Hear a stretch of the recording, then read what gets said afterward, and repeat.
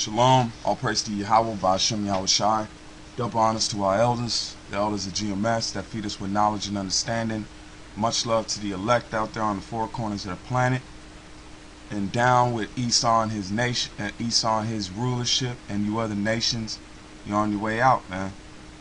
Okay? Much love to you brothers, the elect, that come by and pray and watch, because that's what we're ordered to do, commanded to do.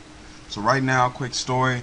Obama just said the no-fly zone in Syria, or it's going to be a no-fly zone. We know that because there's already jets over there. One of the brothers did a report on the military buildup of weaponry and jets over there. Okay, so things are brewing up. Things are at a head, as you may say. So I'm just going to continue with the story and tie it with the scriptures. Arming Syrian rebels to prop up the opposition. A plan for a limited no-fly zone over Syria has also been drawn up. It comes after the US administration concluded that Assad's forces had used chemical weapons, quote, on a small scale. The latest details now from RT's Marina Portman. This is quite a game changer being announced by the Obama administration. What we know is that the U.S. has decided that it will provide military support to Syrian rebels, but U.S. officials would not specify what that support will involve. National Security Council Deputy Advisor Ben Rhodes says that the new assistance to the Syrian rebels will be different from the non-lethal communications type equipment that the U.S. has given before. This, of course, leads many to believe that the United States will now be arming the Syrian opposition. And we know this is a false, because they did it. They told a group of rebels or banned rebels to use chemicals on the rebels, because those are CIA informants. They could be Mossad, they could be British intelligence, whatever it is, man. They could be third-party proxies, okay? The intelligence service is masked, man. So this is just a staged event, because why would the government of Assad use the one thing that's going to bring in intervention on a large scale? That'd be the dumbest move ever. They already got the rebels military-wise, period. Assad's got planes, Assad's got tanks, Assad's got troops, Assad's got money, okay? So this is just a pretense to go in there. So if you're in the know and you keep your eyes open, you just see that this is a false pretense of war, or a false pretense for the no-fly zone. These decisions are being made after the U.S.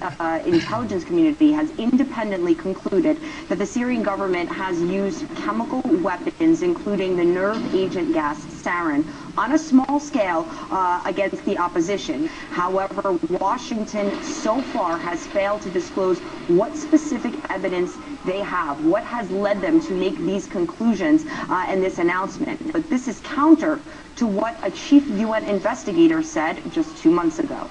During our investigation for crimes against humanity and war crimes, we collect some witness testimony that made to appear that some chemical weapons were used, in particular nervine gas. And what appeared on to our investigation that was used by the opponents, by the rebels, and we have no indication at all. Khan, didn't I just say that the rebels were the one to use it? Because they're dumb. They don't know how to use the stuff. They probably don't have the right. Either way, I just told you that the rebels were the ones to use it on the rebels so they could get the Americans into the war. But it's just a CIA ploy, man. That the government, the authority of the Syrian government have used chemical weapons. But I was a little bit stupefied that the first indication we got, they were about the use of nervine gas by the opponents. The United States' decision now to provide more military support to the Syrian opposition comes ahead of a peace conference that's supposed to take place in Geneva at the end of this month or the beginning of next month. That conference was organized by the United States and Russia, and it was aiming to get both sides from Syria to come together at the table and talk about how there could be a transitional government formed and ultimately end the ongoing violence that's been taking place in Syria. According to the United Nations, 93,000 people have been killed since this civil war began more than 2 years ago. We should note that many experts have indicated that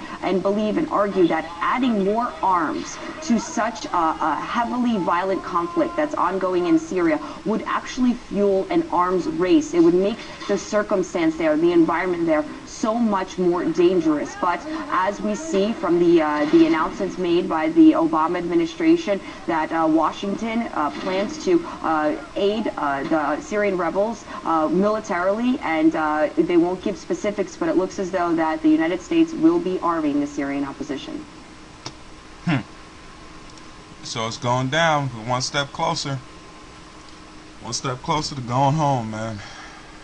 Alright, this is a conference call audio of the United States Deputy National Security Advisor Ben Rhodes.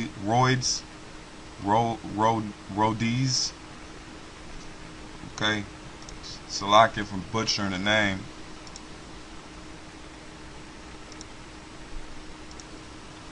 First of all, our intelligence community assesses that the Assad regime has used chemical weapons, including the nerve agent sarin, on a small scale against the opposition multiple times in the last year.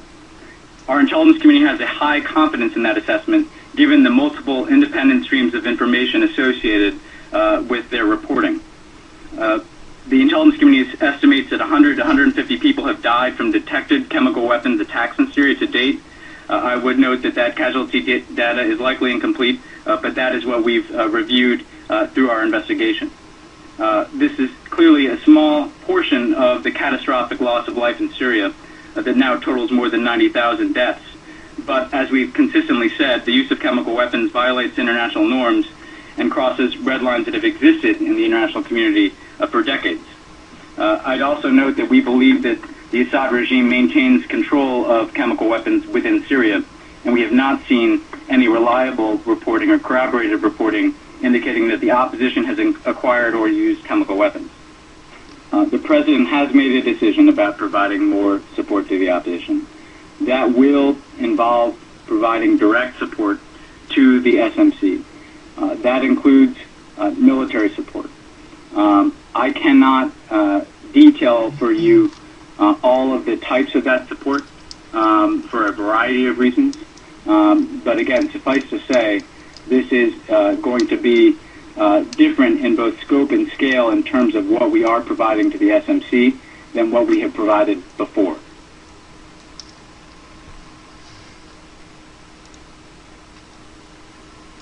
It's funny how they tell you, we're